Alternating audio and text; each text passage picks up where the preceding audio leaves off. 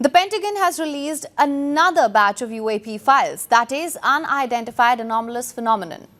The Pentagon's newest UFO files, for all the excitement surrounding them, contain no confirmed evidence of alien technology or beings.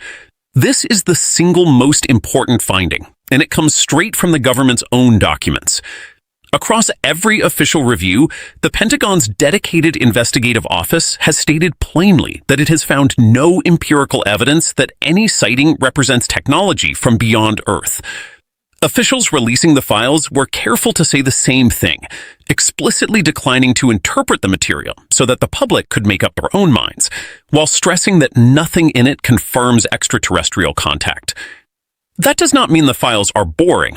They are filled with genuinely strange encounters, unexplained objects, and cases nobody can account for.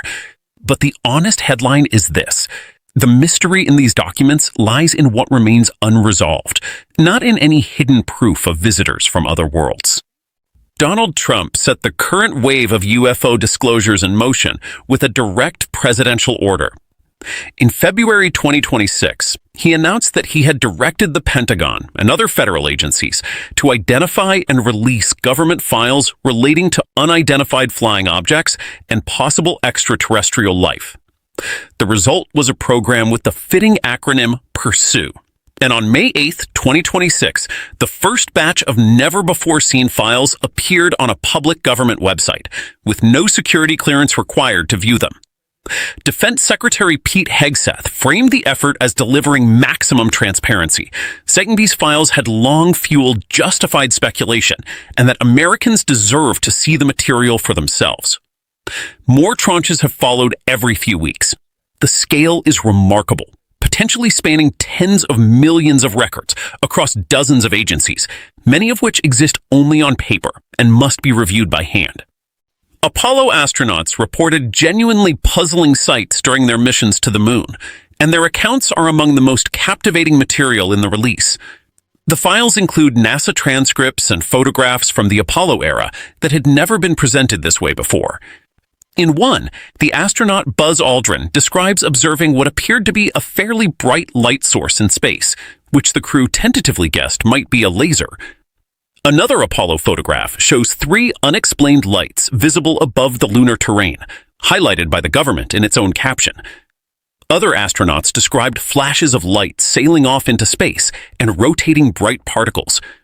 These are, of course, the words of highly trained observers, which is exactly what makes them so intriguing. No conclusions are drawn, and the government has offered no alien explanation for any of them. Most UFO sightings, when properly investigated, turn out to have perfectly ordinary explanations, and the Pentagon's own numbers prove it. Of the cases the government has actually managed to resolve, roughly 70% were simply balloons drifting through the sky. Another sizable chunk turned out to be drones or other unmanned aircraft, while birds, satellites, and conventional airplanes accounted for most of the rest. The investigators also point to a fascinating human factor. Many reports come from people encountering genuinely unfamiliar but entirely earthly technology, especially in an era of rapid advances in aviation.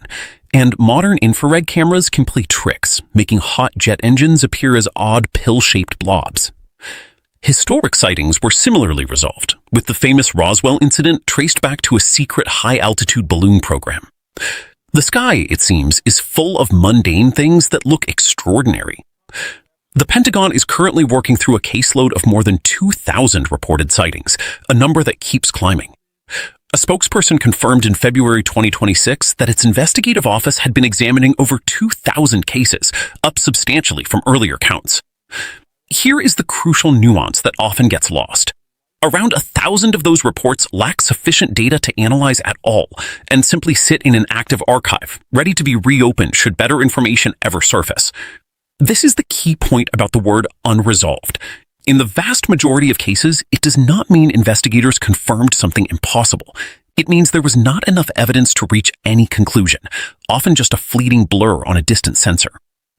The government itself has acknowledged this openly, even inviting outside experts to examine the material and take a crack at explaining it. One of the most talked about documents in the recent release describes a genuinely bizarre encounter involving glowing orbs. In a report dated June 2026, the director of the Pentagon's UFO office detailed an incident from October 2023 in which 6 federal law enforcement agents, working in pairs, watched something extraordinary unfold over 2 days in the western United States. They described a large, luminous orange object, which observers nicknamed a mother orb, that appeared to release smaller red orbs one after another, with one of them hovering motionless above a ridgeline for several hours. Investigators managed to match roughly 60% of the activity to ordinary military flares by checking flight logs and radar. The remaining 40%, they wrote, could not be readily explained, but they were careful to stress this rested purely on witness testimony, unsupported by any technical or physical evidence.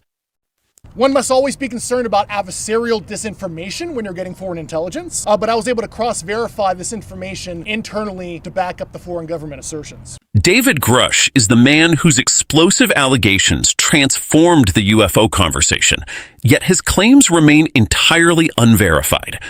A former Air Force officer and intelligence official, Grush testified before Congress in 2023 that the United States had been running a secret, decades-long program to recover and reverse engineer craft of non-human origin. He said this was based on interviews with dozens of witnesses over 4 years, though he acknowledged he had not personally seen any such craft himself. His testimony electrified the public and prompted serious calls for investigation. The Pentagon, however, has consistently and firmly rejected his account, stating it has discovered no verifiable information to substantiate claims of any program possessing or reverse engineering extraterrestrial material. No physical evidence has ever been produced to support the allegations. As it stands, they are extraordinary claims, made by a credentialed man with nothing tangible to back them up. The Pentagon's investigators went looking for the secret alien reverse engineering programs and concluded they simply do not exist. In an exhaustive review of every government UFO effort since the 1940s, drawing on interviews and classified archives, the office reached a striking conclusion. It found that people making these claims had, in good faith, mistaken genuine but highly secret government programs for alien technology projects. They found the claims were largely the product of what they called circular reporting, a small group of believers repeating the same story to one another until it seemed confirmed. They did uncover one proposed program intended to study recovered craft, but it was never approved, and crucially, no such craft ever existed to study. A metal sample presented as alien turned out, upon testing, to be an ordinary, entirely earthly alloy.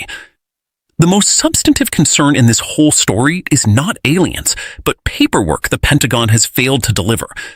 2 important documents that its UFO office is required to produce remain outstanding: a promised second volume of its historical review and its annual report covering 2025. Both are overdue, and as of mid-2026, neither has appeared. When journalists pressed the Pentagon on why the office had not published an unclassified report or briefed the press in over a year, a spokesperson replied simply that there was nothing to announce at this time. Transparency advocates have also pointed out that a senior deputy position within the office has sat vacant. Congress, for its part, continues to apply pressure and expects a forthcoming report. For those seeking real answers, the accountability gap, rather than any alien cover-up, is the genuine story here.